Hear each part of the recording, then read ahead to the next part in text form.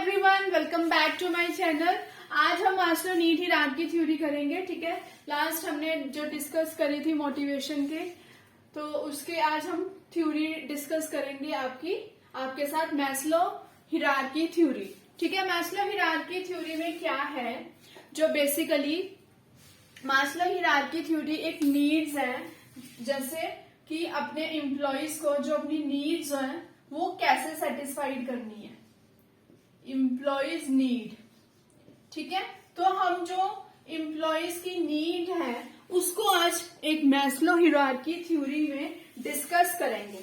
ठीक है, let's start. Maslow hierarchy of needs helps in understanding the behaviour of employees. जो ये theory है ये हमारी हेल्प करती है जो एम्प्लॉयज का बिहेवियर है वो कैसा है। ठीक है, तो helps in understanding the behaviour of employees and accordingly provide appropriate motivation. ठीक है, फिर उसी के अकॉर्डिंग पहले उनका बिहेवियर चेक करा जाता है, उनकी नीड्स देखी जाती है, उनकी डिजायर्स देखे जाते हैं कि एम्प्लॉयज जो है वो क्या चाहते हैं, फिर उनको उन्हीं के नीड्स के अकॉर्डिंग उनको क्या करा जाता है, मोटिवेट करा जाता है। तो जो मास्लो है वो थोड़ा इस थ्योरी में कुछ बातें हैं जो एज्यूम करके चलता है। We will discuss those things. ठीक है, first one is people behave according to their needs and desires. Yes, definitely जो एम्प्लॉयज है, जो लोग हैं, वो अपनी नीड्स के अकॉर्डिंग बिहेव करेंगे। उनको जिस चीज की जरूरत होगी वो उसी के अकॉर्डिंग बिहेव करेंगे। अगर किसी को नीड्स जो है उसकी जैसे एसी चाहिए तो वो उसी के अकॉर्डिंग काम करेगा, किसी को कूलर चाहिए तो वो उसी के अकॉर्डिंग बिहेव करेगा। तो इसमें मास्लो जो है वो एज्यूम करता है कि वो people behave according to their needs and desires.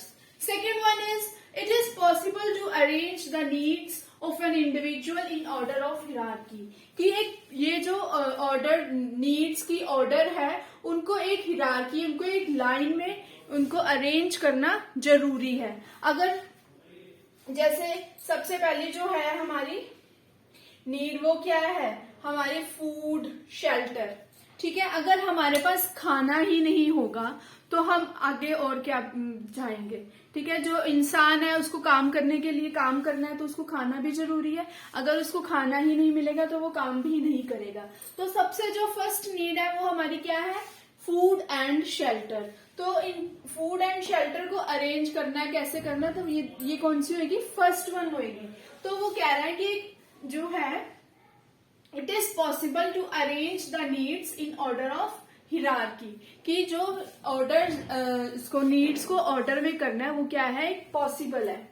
ठीक है, next one is an individual would move to higher need only if need at lower level is satisfied. अगर उनका फूड एंड शेल्टर की जो नीड है वो सेटिस्फाइड है तभी वो आगे अपनी सिक्योरिटी के लिए फील होंगे। ठीक है, अगर उनको फूड भी मिल रहा है, शेल्टर, क्लोथिंग सब कुछ मिल रहा है, तो फिर वो फर्दर जो जहाँ पे वो जॉब कर रहे हैं अब उनको वहां क्या, उसको सिक्योरिटी चाहिए, उनको सेफ्टी चाहिए। ठीक है, तो जब तक वो हायर नीड पे तब तक नहीं मूव करता जब तक उसकी लोअर लेवल नीड क्या हो, सेटिस्फाइड हो। अगर लोअर लेवल उसकी सेटिस्फाइड, फूड क्लोथिंग जो उसको मिल रहा है वो सेटिस्फाइड है, he will move to another need. ठीक है, नेक्स्ट है when need and particular level is satisfied further motivation can be provided only through next level need. जब एक लेवल की नीड जो है एम्प्लॉयज को सेटिस्फाइड होगी है तो उनको दूसरी लेवल के लिए, जो दूसरी नीड्स के लिए उनको मोटिवेट करा जाता है। ठीक है, तो अब वो क्या क्या नीड्स है, we will discuss those needs one by one with you. You can take a screenshot of these. तो फर्स्ट जो है हमारी need that is physiological need. सबसे पहली हमारी नीड क्या है, फिजियोलॉजिकल नीड।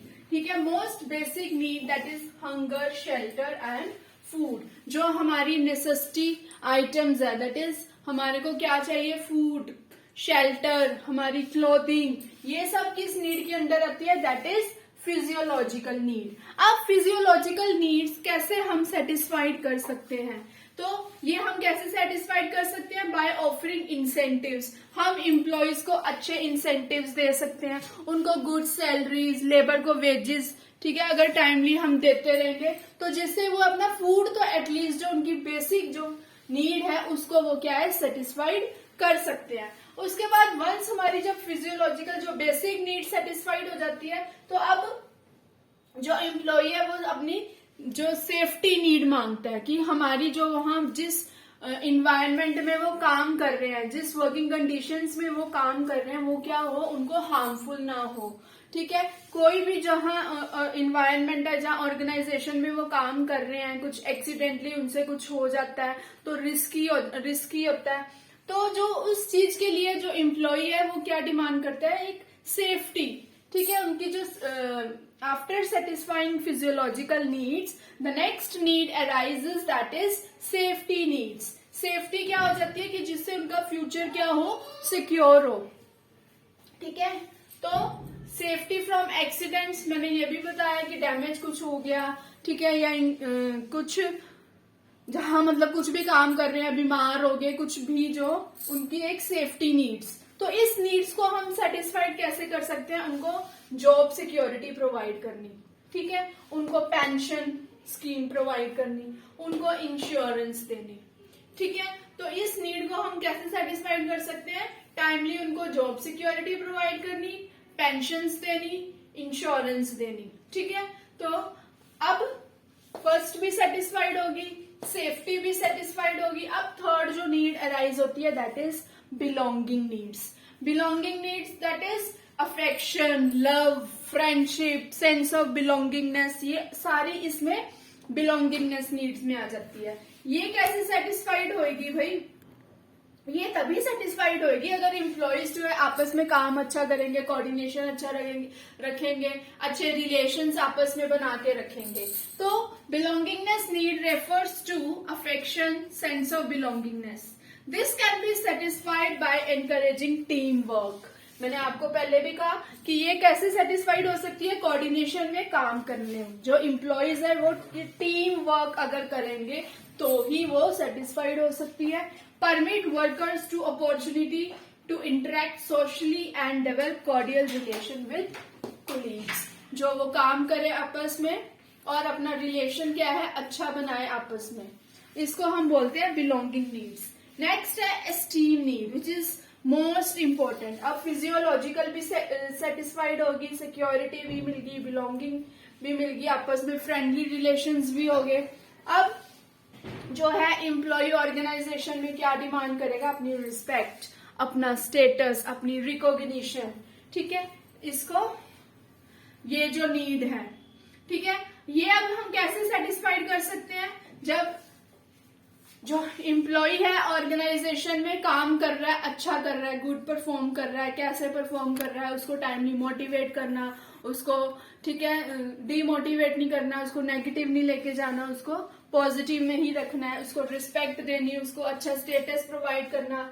ठीक है, और उनको अपॉर्चुनिटी प्रोवाइड करनी फॉर एम्प्लॉयज, नई तरह की उनको एम्प्लॉयज प्रोवाइड करनी, उनको अच्छे टाइटल्स देने, जॉब पोजीशंस देनी, तो जिससे उनका रिस्पेक्टेबल लेवल भी क्या है इंक्रीज होगा।